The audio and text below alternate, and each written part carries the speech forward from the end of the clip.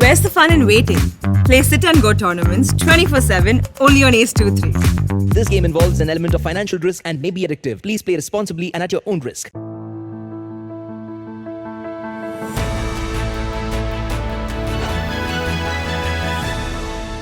जागरण dialogues के आज के इस सेशन में हम बात करने वाले हैं आई हेल्थ पर कि आप अपनी आंखों के का ख्याल कैसे रख सकते हैं।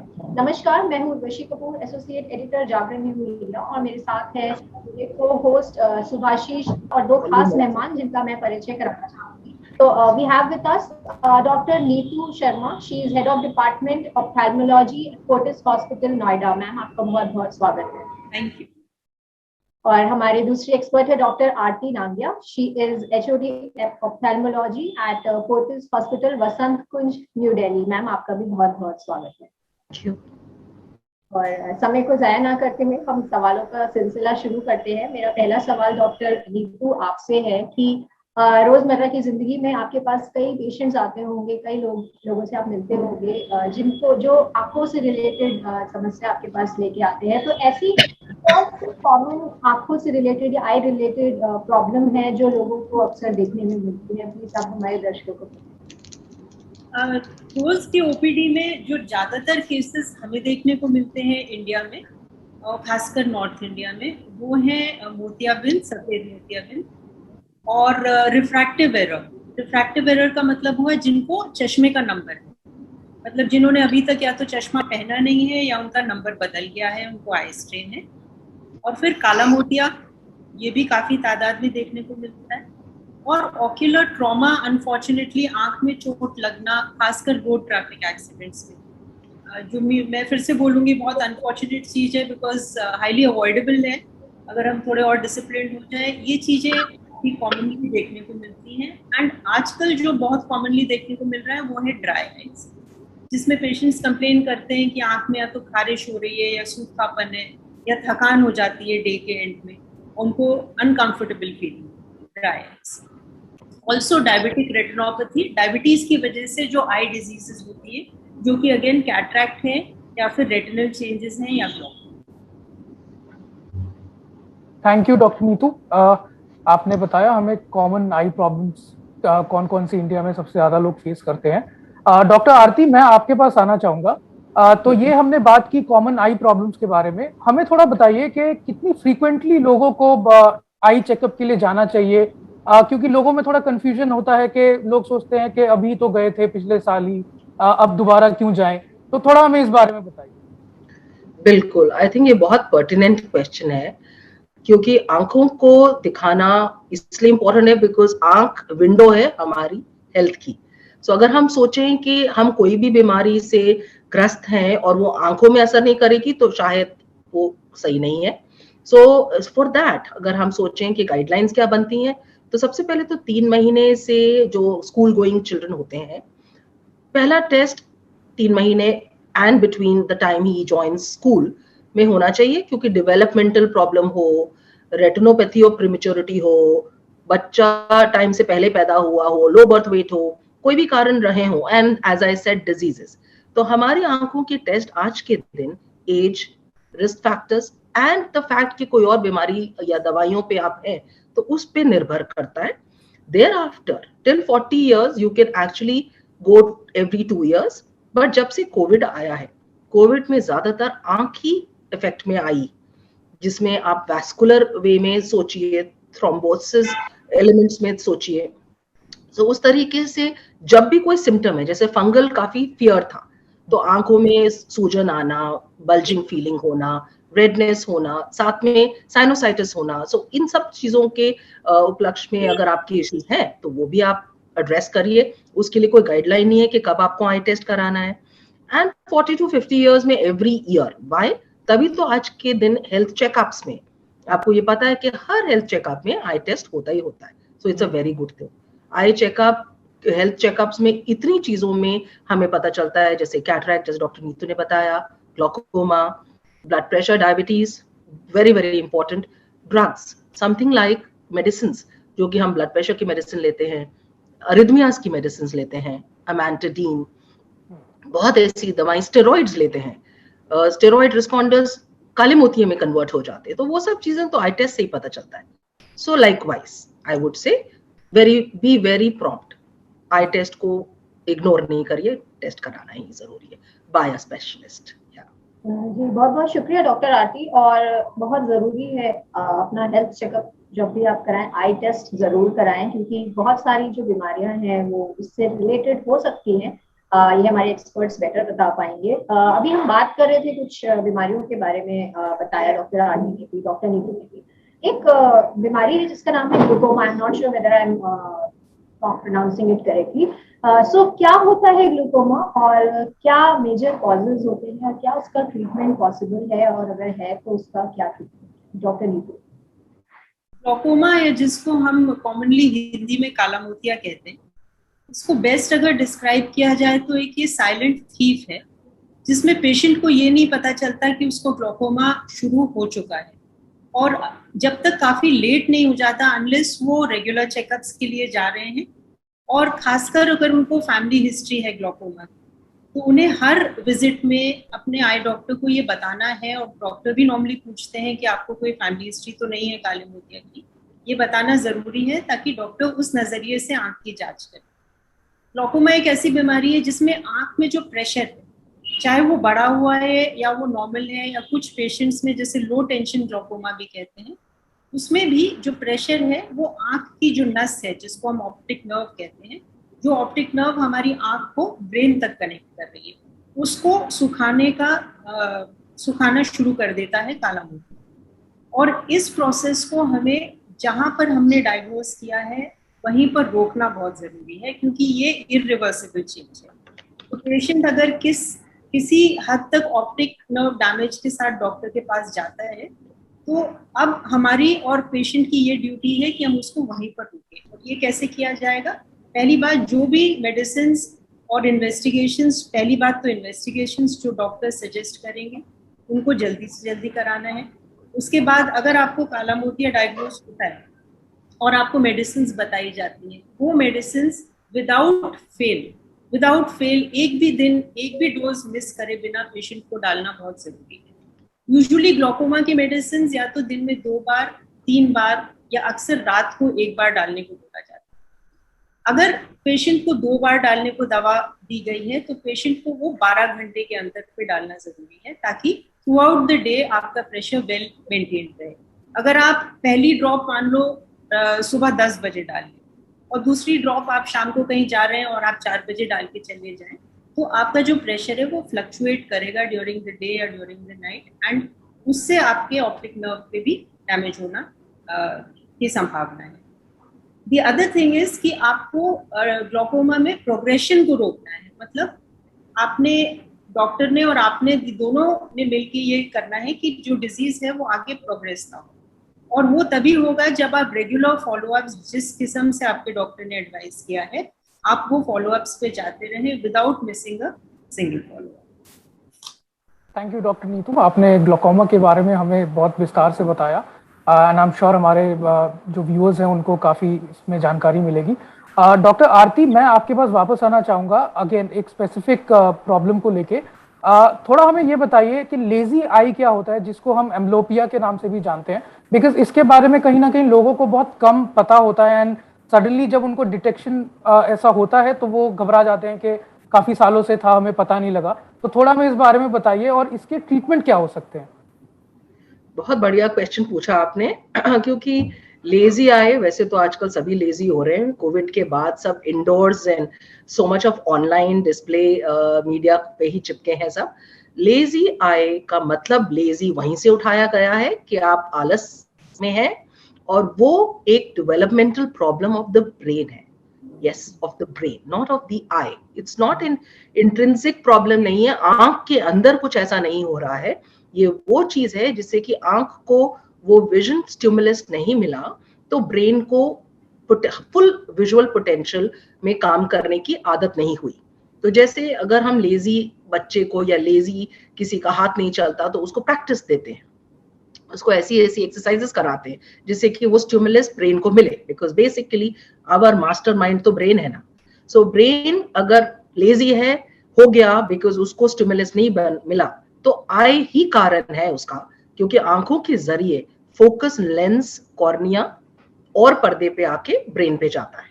सो इसके कारण ज्यादातर ये है कि एक है कि स्ट्रैबिस्मस एम्ब्लायोपिया, एम्ब्लायोपिया इसका मेडिकल टर्म है।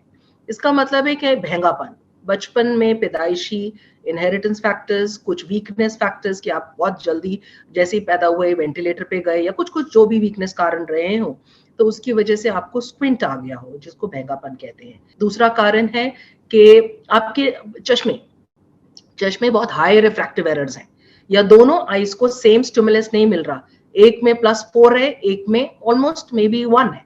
सो अ डिफरेंस ऑफ 2 डायोप्टर्स को ही कहते हैं एक कारणवश बन जाता है कि वो आंख लेजी हो जाएगी, क्योंकि ब्रेन वही फीचर और वही पोटेंशियल लेगा जो आंख सीधी है और वो सही देख रही है।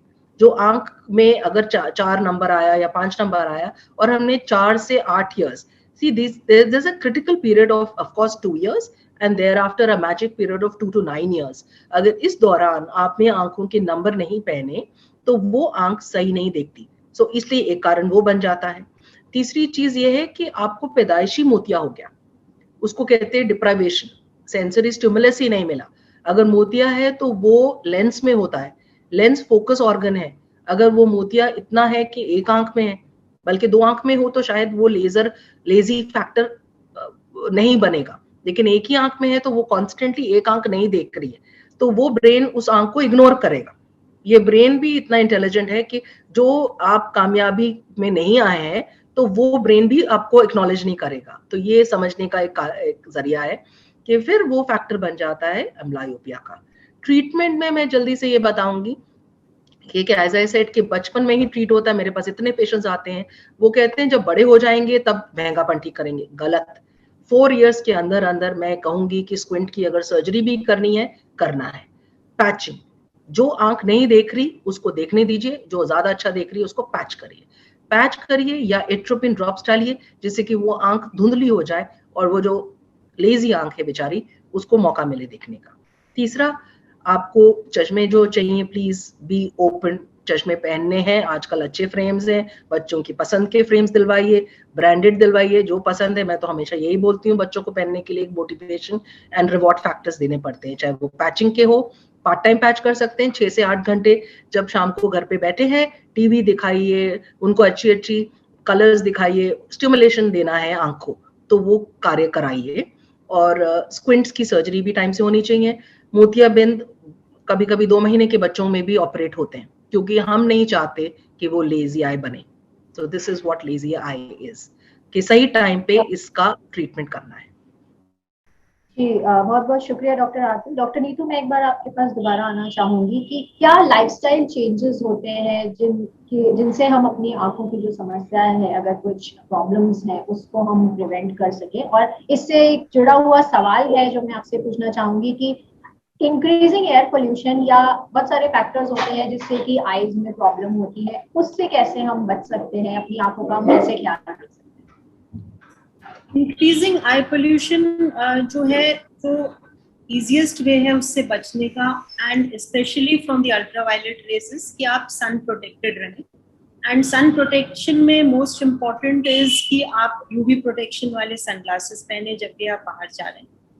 बट आजकल काफी ऐसे भी चश्मे यूवी प्रोटेक्शन वाले मार्केट में मिल रहे हैं जिनमें खाली काले रंग का या ब्राउन रंग का प्लास्टिक है, उनके अंदर यूवी प्रोटेक्शन की कोई मात्रा नहीं है। चश्मे जो हैं, जो नॉन ब्रांडेड हैं या जो रास्ते पे मिल रहे हैं या टूरिस्ट स्पॉट्स पे मिल रहे हैं, ये आपकी आंख को और भी ज्यादा नुकसान पहुंचाएंगे। क्योंकि एक बार आप ये चश्मा लगा लेंगे तो आपका जो पुपिल है वो डायलेट हो जाएगा, उसकी जो साइज है वो बढ़ जाएगा, और जो सन की रेज है वो अधिक मात्रा में आपके आंख में प्रवेश करेगी, और इसके ऊपर से इनमें यूवी प्रोटेक्शन भी नहीं है। तो it is like a double whammy, वो डबल डैमेज करेगा आपकी आईज को। उससे अच्छा है कि आप काला चश्मा ना लगाएं। और अगर आप यूवी प्रोटेक्टेड ग्लासेस लगा रहे हैं तो आजकल बहुत सारे ऐसे इंडियन ब्रांड्स आ गए हैं जो फुली यूवी प्रोटेक्टेड हैं। उनके साइड पे, उनके रिम पे या साइड में लिखा भी होता है कि क्या प्रोटेक्शन वो ऑफर कर रहे हैं, वो चश्मा लगाएं। और दूसरी चीज, धूल मिट्टी से भी बचाव इस चश्मे से आपका होगा। तीसरी चीज ये है, आजकल पेशेंट सोचते हैं कि अगर धूल मिट्टी है बाहर तो हम हर 1 घंटे में जाके या हर 2 घंटे में जाके अपनी आंख धो लें, तो उससे हमारी आंख साफ रहेगी। जिससे क्या हो रहा है कि उनके आंख का जो टियर फिल्म है, जिसमें 3-4 लेयर्स होती है हमारे टियर फिल्म में, अगर आप बार बार जाके आंख धोएंगे तो वो जो लेयर्स हैं वो डिसरप्ट हो जाएंगी और वो वीक पड़ जाएंगी और आपकी आईज में ड्राई आईज डेवलप होने की संभावना है। जैसे कि अगर हम बार बार जाके अपना फेस या हाथ धोते हैं तो उसमें ड्राइनेस आ जाती है। इसी तरह से आंख में भी एक ल्यूब्रिकेटिंग लेयर है जो बार बार धोने से डिसरप्ट हो सकती है। Third thing is protection from gadgets, जो आजकल बहुत जरूरी है। मेरे पास जितने भी पेरेंट्स बच्चे लेके आते हैं, मैं पहली चीज उनको ये बोलती हूँ कि इस बच्चे को आप मोबाइल फोन मत दीजिए, कम मात्रा में दीजिए, ये भी नहीं मत दीजिए, क्योंकि बच्चे का मोबाइल फोन के साथ कोई काम नहीं है। अगर उनको कोई क्लास अटेंड करनी है तो वो लैपटॉप पे कर सकते हैं। दूसरी चीज, अगर आपका काम गैजेट पे है, लैपटॉप पे है, तो उसको एक प्रॉपर तरीके से आप रखिए ताकि आपका नेक स्ट्रेन ना हो, आप टायर्ड ना महसूस करें। और अगर आप एक्सटेंडेड आवर्स के लिए लैपटॉप पे काम कर रहे हैं तो एक सिंपल सी चीज है, आप हर पौने घंटे में 1 घंटे में अपने पाम्स रब करिए जब तक वो गर्म ना हो जाए और अपनी आईज को ढक लीजिए। इससे 2 चीजें होंगी, वार्मथ से और आईलिड्स बंद करने से आपका जो टियर फिल्म है जो डिस्टर्ब हो गया है वो नॉर्मल स्थिति में आएगा। और जो आपके हमारे इधर 2 मसल्स होते हैं, मीडियल रेक्टस मसल्स, जो हमें फोकस करने में हेल्प करते हैं। तीसरी चीज है डाइट। डाइट बहुत जरूरी है और डाइट से मेरा मतलब ये है कि आपके प्लेट में अधिक मात्रा में रॉ डाइट होना चाहिए, क्योंकि जितने भी विटामिन हमारे बॉडी को चाहिए होते हैं वो ज्यादातर कुकिंग से डिस्ट्रॉय हो जाते हैं। हालांकि हम सब्जी खा रहे हैं बहुत, बट अगर हमने उसको कुक करा है तो उसमें ज्यादातर विटामिन सी, विटामिन बी सब डिस्ट्रॉय हो चुका है। तो आपने सैलेड ज्यादा खाना है, कलर्ड फ्रूट्स ज्यादा खाना है, एंड मोर इम्पोर्टेंटली सब्जी फल खाने से ज्यादा जरूरी ये है और के साथ ये जरूरी है कि आप उनको ठीक से धोएं। इसको मैं स्पेशल इम्पोर्टेंस इसलिए दे रही हूँ क्योंकि आजकल बहुत सारे पेस्टिसाइड्स इस तरह के हैं जो न्यूरोटॉक्सिक है हमारे लिए। तो आप जब भी सब्जी लाएं उसको पानी में, सोडे के पानी में भिगो दें थोड़ी देर के लिए और फिर उसको धो के उनका सेवन करें, उससे आपको कोई डैमेज भी नहीं होगा। तीसरी चीज है protection of eyes, specially Holi के दौरान और दिवाली के दौरान। मैक्सिमम आई इंजरीज हमें इन दोनों मेजर फेस्टिवल्स में देखने को। तो होली में आपको मालूम है कि आप हैट पहन सकते हैं, ग्लासेस पहन सकते हैं। दिवाली में बच्चों को ऐसे क्रैकर्स मत दीजिए जिनसे आंख में डैमेज होने का चांस है, या फिर उन्हें कोई ऐसे प्रोटेक्टिव गॉगल्स पहना के क्रैकर्स दीजिए जिससे आंख में डैमेज ना हो। एक्सरसाइज आईज के लिए इसलिए जरूरी है, योगा एंड वॉकिंग, क्योंकि उससे ब्लड सर्कुलेशन प्रॉपर होता है आपकी बॉडी में, और जब ब्लड सर्कुलेट करेगा आपका डायबिटीज, आपका ब्लड प्रेशर, आपके स्ट्रेस लेवल्स कम रहेंगे, तो ऑब्वियसली आईज भी प्रोटेक्टेड रहेंगी। इनफैक्ट एक ऐसी डिजीज है आई में, सेंट्रल सीरस कोरियोरेटिनोपैथी, जिसमें जस्ट बिकॉज ऑफ स्ट्रेस आपके रेटिना में पानी इकट्ठा हो जाता है एंड पेशेंट की नजर एकदम से कम हो जाती है। So exercise is very important. Thank you doctor Neetu, आपने बहुत अच्छे से हमें लाइफस्टाइल चेंजेस के बारे में बताया। डॉक्टर आरती, मेरा आपसे एक मिलता जुलता सवाल है। हमने कोविड के दौरान, पैंडेमिक के दौरान हमने देखा है कि हम लोग सब घर से काम कर रहे हैं, वर्क फ्रॉम होम कर रहे हैं, जिसकी वजह से एक शिकायत रह रही है लोगों में कि उनका स्क्रीन टाइम इंक्रीज हो गया है। पहले नॉर्मली अगर आप 8 घंटे हैं तो उसके बाद आप ब्रेक लेते थे, बट अभी वो चीज नहीं हो पाती है। तो थोड़ा हमें बताइए कि जो स्क्रीन टाइम इंक्रीज होने की वजह से कितना आईज को इफेक्ट हुआ है, एंड जिनका स्क्रीन टाइम इंक्रीज है, मतलब जो लोग ज्यादा स्क्रीन पे हैं, वो कैसे अपनी आंखों की केयर कर सकते हैं और अच्छे तरीके से। बिल्कुल ठीक, आपने एक और अच्छा पर्टिनेंट क्वेश्चन करा है। डिजिटल आई स्ट्रेन बड़े जमाने से कंप्यूटर विजन सिंड्रोम हम सब जानते हैं कि बहुत कॉमन है, वो कन्वर्ट हो गया डिजिटल आई स्ट्रेन में। व्हाई? बिकॉज अब हमारे पास मोबाइल है, हमारे पास कंप्यूटर्स हैं, लैपटॉप्स हैं, आईपैड्स हैं, ऑल दीज डिस्प्ले मीडियाज जो हैं, वो बच्चे तो हमने ही फोर्स कर दिया है, स्कूल ने गाइडलाइन बनाई है कि 30 hours of screen time is okay, but वो उससे एक्सटेंड होता है। सो पेरेंट्स आर कंप्लेनिंग कि हमारे ऑलमोस्ट बहुत बच्चों को redness, watering, neck strain, concentration issues, there are cognitive disorders coming in, hand eye coordination खराब हो रहा है, बिकॉज ब्रेन भी तो सैचुरेट हो जाता है, आईज उसको कॉन्स्टेंटली थका रही है। सो इन सब चीजों को लेके आज के दिन हम 50% लोगों में डिजिटल आई स्ट्रेन को महसूस कर रहे हैं।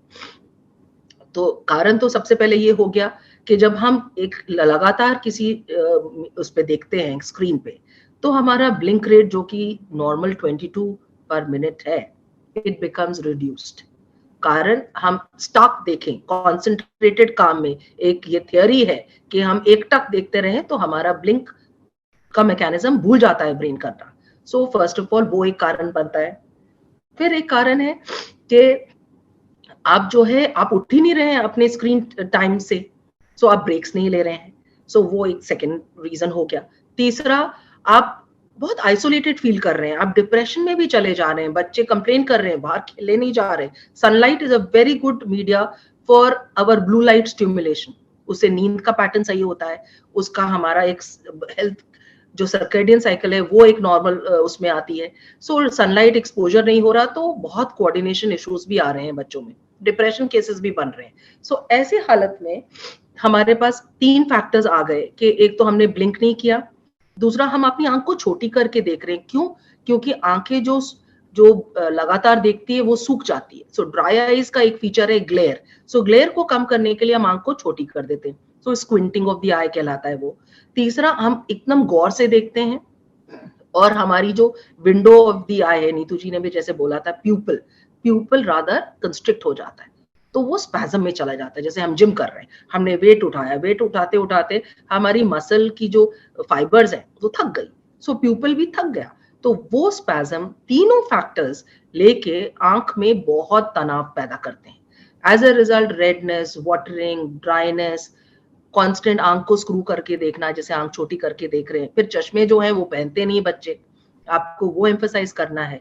20-20-20 का फॉर्मूला करिए, 20 फीट अवे डिस्प्ले मीडिया को रखिए, 20 टाइम्स ब्लिंक करिए, 20 मिनट्स में उठ के एक चक्कर मार के आ जाइए, या looking away from the monitor is also a break. Have a lot of water, hydrate करिए। हम अपने एयर कंडीशन एटमॉस्फेयर में बैठे हैं जिससे कि वैसे ही सूखापन ज्यादा होता है। देखिए स्कूल की पढ़ाई जो हमने कहा कि 30 घंटे देना है वो पूरे दिन में, मदर्स लगी रहती हैं, देखिए उसको भी आपको ब्रेक्स देने हैं। And teachers obviously they extend the classes, तो वो भी एक ऑलरेडी एक एड्रेस हो गया है एक issue. So as I said, digital eye strain बहुत इंपॉर्टेंट डिजीज फैक्टर है आज के दिन, उसको जल्द से जल्द एड्रेस करें। और जैसे मैंने उपाय बताए हैं, ड्राइनेस के लिए लुब्रिकेशन ड्रॉप्स है, बाय द स्पेशलिस्ट ही लीजिए, ऑफ द काउंटर नहीं लीजिए। देसी दवाई में हम थोड़ा कम बिलीव करते हैं क्योंकि उसमें क्या है हम नहीं जानते। सो वो जो भी लोकल आयुर्वेदा या होम्योपैथी ड्रॉप्स हैं, उसको ये सोच के कि हमारे को पानी इफेक्ट मिल गया, वो तो लोग छींटे मारते रहते हैं, वो नहीं चाहिए। आपके नेचुरल टीयर्स डिफेंस हैं, please preserve them by blinking right, by taking breaks. इसी से मिलता जुलता सवाल है जो डॉक्टर नीतू मैं आपसे पूछना चाहूंगी कि अभी जैसे डॉक्टर आरती ने डिजिटल आई स्ट्रेन के बारे में बताया, बहुत सारे फैक्टर्स है जिसकी वजह से लोगों को हेडेक भी होता है। जैसे अगर डिजिटल आई स्ट्रेन की बात करें या किसी भी अन्य बीमारी या किसी भी अन्य रीजन की वजह से हेडेक्स की प्रॉब्लम होती है लोगों को, and sometimes that is associated with eyes. तो क्या ऐसा कुछ, I mean as an expert आप हमारे साथ शेयर करना चाहेंगे कि क्या हेडेक्स भी एसोसिएटेड हो सकते हैं आई से, और अगर हाँ तो हम उनको कैसे प्रिवेंट कर सकते हैं? हेडेक एक मोस्ट कॉमन सिम्टम है आई डिजीज रिलेटेड। इनफैक्ट जितने भी हेडेक के कंप्लेंट के पेशेंट्स जाते हैं न्यूरोलॉजिस्ट के पास या फिजिशियन के पास, उनको ऑलमोस्ट सभी को वो आई डॉक्टर के पास रेफर करते हैं to rule out any eye related cause for headache. जो कॉमनेस्ट कॉज है हेडेक का आई रिलेटेड वो है डिजिटल स्ट्रेन, क्योंकि हमारी आईज इस चीज के लिए नहीं बनी हुई है कि हम 12-13 घंटे उससे ज्यादा एक गैजेट के सामने स्टेयर करते हैं और प्रॉपर्ली ब्लिंक ना करें या प्रॉपर्ली रेस्ट ना लें। सो मोस्ट कॉमन कॉज वो। सेकेंडली, अगर आपका ऐसा कोई चश्मे का नंबर है जो आपने नहीं पहना हुआ है या आपका नंबर बदल गया है और आपने दोबारा चेक करा के नंबर दोबारा नहीं नया बनाया है, वो अनदर कॉज है हेडेक। थर्डली, जो आपके मसल्स हैं, जैसे मैंने बताया था, जो कन्वर्जेंस मसल्स हैं, अगर वो वीक हैं, जो यूनिवर्सली एक बहुत ही कॉमन प्रॉब्लम है मसल्स वीक होने। और अगर आपने उनको स्ट्रॉन्ग नहीं किया है एक्सरसाइज से और उसके ऊपर से उनको और स्ट्रेन कर रहे हैं गैजेट पे काम कर करके, तो हेडेक का that is the most important cause. अगर ये सब रूल आउट हो गए हैं, कुछ और सीरियस कॉजेज हैं हेडेक के, फॉर एग्जाम्पल ग्लोकोमा या काला मोतिया। अगर आपका आंख का प्रेशर बढ़ा हुआ है उससे हेडेक हो सकता है। अगर आपका ब्लड प्रेशर ज्यादा बढ़ा हुआ है उससे हेडेक हो सकता है। अगर आपको हेडेक अलोंग विद वॉमिटिंग है या चक्कर आ रहे हैं तो आपको उसको लाइटली नहीं लेना है एंड एक न्यूरोलॉजिस्ट को भी दिखाना है आई डॉक्टर के बाद। वो खुद ही आपको रेफर करेंगे एंड प्रॉबेबली आपका ब्रेन स्कैन होगा तो देखने के लिए इसमें कोई ग्रोथ या कोई ब्लीडिंग या और कोई प्रॉब्लम है। इनका जो समाधान है हेडेक का वो शुरू होता है एक आई डॉक्टर से। वो आपका चेकअप कर लेंगे, उनको लगेगा कि आई रिलेटेड कोई कॉज नहीं है तो वो आपको फर्दर टू अ फिजिशियन या न्यूरोलॉजिस्ट रेफर करेंगे। Thank you doctor Neetu. Doctor Aarti, मैं आपके पास वापस आना चाहूंगा। एक बहुत ही कॉमन जो सवाल है, क्वेरी है, लोगों के मन में रहती है, वो है लेजर सर्जरी के रिलेटेड। बहुत से लोग चश्मा पहनते हैं, इनफैक्ट हम लोग पहनते हैं, तो हमें भी एक क्वेरी रहती है हमेशा लेजर सर्जरी के बारे में कि क्या उसको ऑप्ट करना चाहिए, क्या नहीं करना चाहिए, क्या कॉम्प्लिकेशंस होते हैं। तो थोड़ा हमें इस बारे में बताइए। बिल्कुल ठीक है। सी आजकल कौन चाहता है कि चश्मे पहने। चश्मे में कहते हैं ना योर आपकी शक्ल से ज्यादा तो आपका चश्मा दिख रहा है। सो एक चीज तो ये तय है कि लोग कॉस्मेटिक सर्जरी की तरफ जा रहे हैं। तो ये laser surgery totally cosmetic surgery है, पर जितना एडवांटेज उसका आज के दिन मिल सकता है उसको अगर आप समझें तो आप लोग उसके लिए अग्रसर रहेंगे। कि लेजर सर्जरी 1960 से लेजर्स निकले हुए हैं। हमारी आई में इसका एप्लीकेशन 19 ऑलमोस्ट आई वुड से 97 से है, 20 साल से ऊपर हो गया। फॉलोअप्स भी देख लिए। लेजर सर्जरी का मतलब है इसमें इंस्ट्रूमेंट्स नहीं, खून या लॉस ऑफ कुछ और नहीं हो रहा। एक लेजर बीम मतलब लाइट की बीम है जो कि आपके transparent cornea which is as transparent as your घड़ी का शीशा, उसको रीशेप करके आपको नजर दिया जाता है। नाउ ये जो होते हैं, ये लेजर सर्जरीज जो यूज होते हैं वो उन लोगों के लिए है जिनके माइनस में नंबर हैं, प्लस में नंबर हैं, फोकस नंबर हैं जिसको कहते हैं एस्टिग्मेटिज्म, या प्रेसबायोपिया जिसके नियर नंबर है। देखिए नियर नंबर के लिए, क्योंकि वो नंबर नहीं है, वो मैग्निफिकेशन है, वो कि एक उम्र के बाद आता है, तो उसके सॉफ्टवेयर कामयाबी एक क्वेश्चन मार्क है, इसलिए मैं उसको बहुत इंकरेज नहीं करूंगी। लेकिन माइनस नंबर्स जो 2 से 8 डायप्टर्स हैं, बहुत अच्छे रिजल्ट। 8 डायप्टर के ऊपर हम लेजर ना करके हम एक लेंस इम्प्लांट कर देते हैं। सो आज के दिन हम जो भी करते हैं वो सेफ्टी ध्यान में रखते हुए करते हैं, क्योंकि जो हमारा ट्रांसपेरेंट स्ट्रक्चर कॉर्निया है वो बेसिकली 7 लेयर्ड स्ट्रक्चर है। तो हम नहीं चाहते कि वो आने वाले टाइम पे इतना पतला हो जाए कि वो अपनी बीमारी का एक कारण बन जाए, क्योंकि वही सबसे पहला ऑर्गन है जो आंख की लाइट को फोकस करता है ना, और इमेजेस बनाता है। सो कॉर्निया थिक होना चाहिए। आपकी एज 18 साल और 1 साल नंबर स्टेबल हो तभी आप आगे बढ़ सकते हैं। आपका पर्दा बिल्कुल स्ट्रांग हो, कोई उसमें प्रॉब्लम्स ना हो, क्योंकि माइनस नंबर वेयरर्स जिसको मायोपिक कहते हैं, शॉर्ट साइटेड कहते हैं, जो कि वो लोग जो कि पास का अच्छा देख सकते हैं दूर का नहीं, उनको अपने पर्दे को चेक कराना है। आप लेजर कराएं या नहीं कराएं, पर्दा जरूर चेक होना चाहिए, क्योंकि उसमें कहीं वीक एरियाज होते हैं, क्योंकि आंख का आईबॉल स्ट्रेच्ड आउट है। तो जैसे जो पतले एरियाज हो जाते हैं, कहीं होल्स बन जाते हैं, उसमें डरने की बात नहीं है, उसको लेजर से सील किया जा सकता है, वो दूसरे तरीके का लेजर है। लेजर सर्जरी आंखों में बहुत जगह यूज होती है, चश्मा हटाने के लिए, ऐसे ceiling of the retinal holes, diabetes cases में यूज करा जाता है। ग्लोकोमा जिसके बारे में हमने बात की, उसका इंटरमीडिएट ट्रीटमेंट है, एक रास्ता बनाया जाता है, एक ड्रेनेज बनाया जाता है, क्योंकि उसमें आंख का प्रेशर हमें निकालना है। So laser except for squint, even cataract today we are all very well skilled for a cataract laser surgery। उसमें वाकई इंस्ट्रूमेंट तो यूज पहले से होता था, जिसको हम अल्ट्रासाउंड एनर्जी कहते हैं, जिसको फेको इमल्सिफिकेशन कहते हैं, उसके ऊपर आ गया जिसे कहते हैं FLACS femto laser cataract surgery. उसका मतलब है कि लेजर ही कट्स बनाएगा।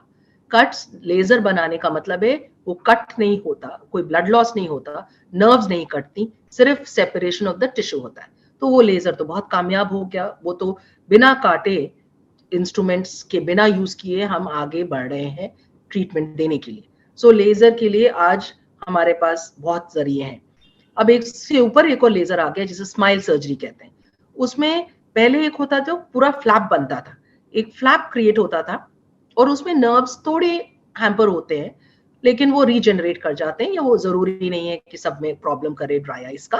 तो अब हम स्माइल करते हैं स्मॉल इंसिजन लेजर सर्जरी, जिसका मतलब है 3 मिलीमीटर का पॉकेट बनाएंगे और एक टेबल स्ट्रक्चर अंदर से आंख के निकाल देंगे, जिससे कि आपके माइनस नंबर हट जाते हैं। वो अभी माइनस नंबर के लिए ही है, प्लस जिसे हाइपरमेट्रोपिया कहते हैं और फार साइटेड, मतलब दूर अच्छा दिखता पास का नहीं, उसके लिए कामयाब नहीं है। एस्टिग्मेटिज्म भी वो लेस देन 6 डायप्टर्स को करता है। तो ये बड़ी टेक्निकली एडवांस सर्जरीज हैं। आप एक राइट कैंडिडेट होंगे तभी हम आगे बढ़ेंगे, तो रिस्क फैक्टर नहीं है। जो लोग वो कहते हैं ना नंबर वापस आ गया, ये सर्जरी कामयाब है कि नहीं, तो हम लेंगे ही उन पेशेंट्स को जो कि सेफ्टी जोन में है, जिनका कॉर्निया 500 माइक्रोन के ऊपर है, जिनका पर्दा मजबूत है, जिन्होंने 18 साल की उम्र के ऊपर प्राप्त कर चुके हैं अपनी एज, और वो 1 साल से स्टेबल नंबर पहन रहे हैं। So this is about the refractive laser. Vis-a-vis जो बाकी मैंने बताया वो तो बीमारी से लिंक्ड है, और मोतियाबिंद आज के दिन इंकरेज हम लोग करते हैं। रिहैबिलिटेशन हम अभी करते हैं सर्जरी, और सब लोग उसी दिन देखना शुरू कर देते हैं। हीलिंग नहीं होती, हीलिंग इश्यूज मेजर नहीं है, क्योंकि डायबिटिक पेशेंट्स में कुछ भी कह लीजिए एक हीलिंग फैक्टर आता है, जबकि आंख की सर्जरी में बहुत कम मैनिपुलेशन होता है। सो हीलिंग बहुत फास्ट होती है, स्टिल रिएक्शंस हो सकते हैं, तो उसमें लेजर सर्जरी मोतियाबिंद के लिए भी बहुत कामयाब है, जिसे फ्लैक्स सर्जरी कहते हैं। जी बहुत बहुत शुक्रिया डॉक्टर आरती, और डॉक्टर आरती ने बहुत ही अच्छे से हमें बताया लेजर सर्जरी के बारे में। समय का अभाव है और सवाल हमारे पास बहुत आ रहे हैं हमारे फेसबुक लाइव के जरिए। सो आखिरी 2 सवाल हैं, एक एक करके मैं दोनों एक्सपर्ट से पूछना चाहूंगी। डॉक्टर नीतू, मैं सबसे पहले आपसे पूछना चाहती हूँ कि कैटरैक्ट क्या होता है और उस पर क्या ट्रीटमेंट है, आप प्लीज हमारे दर्शकों को बताइए। सो कैटरैक्ट या सफेद मोतियाबिंद most commonly age related change है। कैटरैक्ट हमारे आंख के उस भाग में होता है जिसको लेंस बोलते हैं। तो लेंस हमारे जो ये आइरिस है, जो ब्राउन या ब्लैक या ब्लू दिखता है, जिसकी वजह से लोगों के आई कलर डिटरमिन होते हैं, उसके पीछे एक स्ट्रक्चर है जो नॉर्मली बिल्कुल ट्रांसपेरेंट है, एंड विद एज इसमें थोड़ा धुंधलापन आना शुरू होता है, या ये सफेद पड़ना शुरू होता है, जिसकी वजह से आंख में लाइट कम प्रवेश करती है और पेशेंट को या तो धुंधला दिखता है, या पेशेंट कहता है कि मेरे को इस आंख से कई सारे चांद दिख रहे हैं एक ही जगह, या फिर जब मैं ड्राइव कर रहा हूँ रात को तो जो गाड़ियों की लाइट है वो फटी फटी नजर आ रही है। एक इसमें और चीज है कॉल्ड सेकंड साइट। कभी कभी पेशेंट को जब हम कैटरैक्ट डायग्नोज करते हैं तो वो हैरान हो जाते हैं, कहते हैं पर डॉक्टर साहब अब तो हम बिना चश्मे के पढ़ पा रहे हैं, जो कि हम 40 साल के बाद नहीं पढ़ पाते। इसको सेकंड साइट कहते हैं। कुछ कैटरैक्ट्स ऐसे हैं जिनके आंख में आने से पेशेंट की नजदीक की नजर बेटर हो जाती है। तो एक तरह का ये पेशेंट जो है वो लेट आता है डायग्नोसिस के लिए, क्योंकि उसको लगता है कि मेरे को अब बेटर दिखता है। कैटरैक्ट के और जो कारण हैं वो है डायबिटिक कैटरैक्ट, जिनमें शुगर कंट्रोल नहीं है, उनमें कैटरैक्ट ज्यादा जल्दी हो जाता है और एक अलग प्रकार का कैटरैक्ट होता है।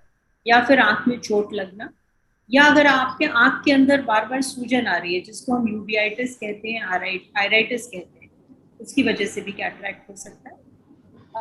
अगर कैटरैक्ट डायग्नोज हुआ है तो डॉक्टर नॉर्मली आपको ऑप्शन देंगे कि आप अभी करा सकते हैं या वेट कर सकते हैं, इन केस आपका कैटरैक्ट उस रेंज में। अगर आपका कैटरैक्ट बहुत ज्यादा पक रहा है या बहुत हार्ड हो रहा है तो फिर डॉक्टर आपको पुश करेंगे सर्जरी के लिए कि अब आपके पास ज्यादा वेट करने का टाइम नहीं है एंड आपको सर्जरी करा लेनी चाहिए, वरना उस कैटरैक्ट को निकालने में दिक्कत होगी अगर वो ज्यादा हार्ड हो जाएगा, या फिर वो सूज कर काला मोतिया आंख में पैदा कर सकता है। तो कैटरैक्ट को निकलवाने का जो टाइम है, पेशेंट्स अक्सर पूछते हैं कि कब हटवाना है कैटरैक्ट को, अभी या कुछ टाइम बाद।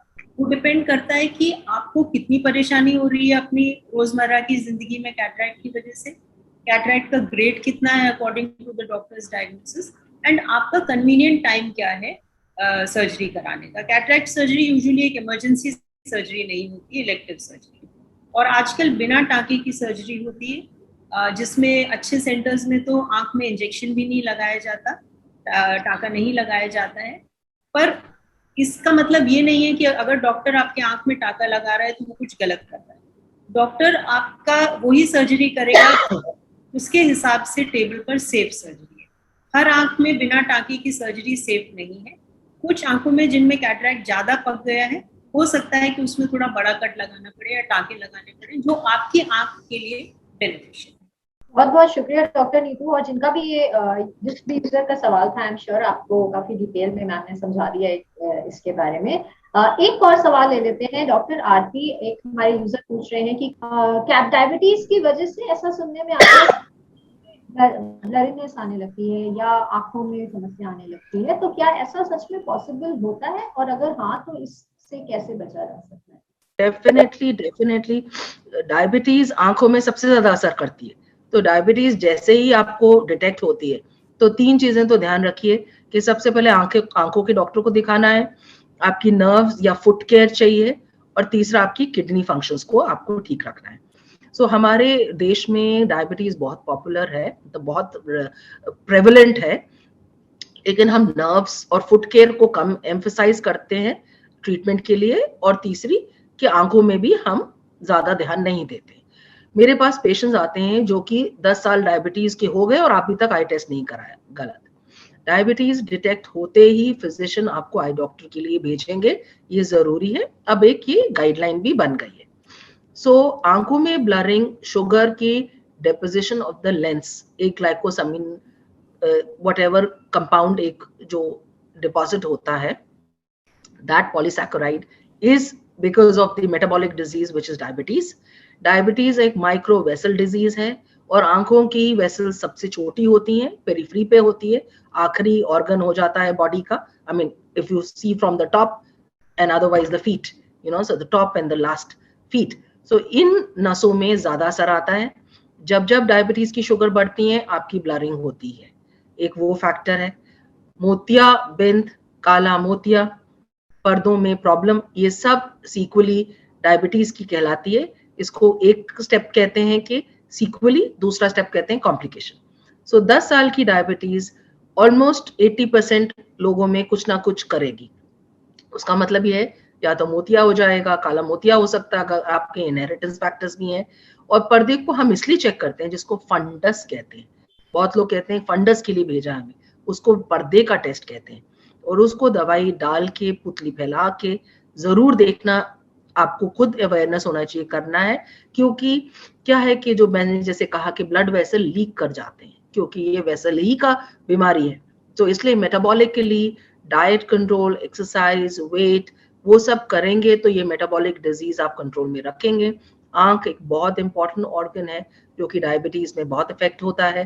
तो आप उसको time to time, as I said, being diabetic हर साल तो करना ही है। अगर कुछ निकलता है जिसको ऑब्जर्वेशन पे रखते हैं, क्योंकि उसमें फिर फर्दर इंटरवेंशन चाहिए, तो उसको 3 से 6 महीने के बीच में दिखाते रहना है। थैंक यू डॉक्टर आरती। सवाल हमारे पास बहुत हैं, लेकिन समय हमारे पास लिमिटेड है और इसी वजह से हम आज का ये सेशन यहीं पे वाइंड अप करना चाहेंगे। हमारे दोनों experts doctor Neetu and doctor Aarti, आप दोनों का बहुत बहुत शुक्रिया हमारे साथ जुड़ने के लिए और हमारे दर्शकों के सवालों का जवाब देने के लिए। जागरण डायलॉग का ये एपिसोड दैनिक जागरण के फेसबुक पेज पर अवेलेबल है और साथ ही दैनिक जागरण के यूट्यूब चैनल पर भी अवेलेबल होगा। आज के लिए बस इतना ही। हम नेक्स्ट वेडनेसडे फिर मिलेंगे आपसे एक नए हेल्थ टॉपिक पर। तब तक के लिए शुक्रिया। Thank you.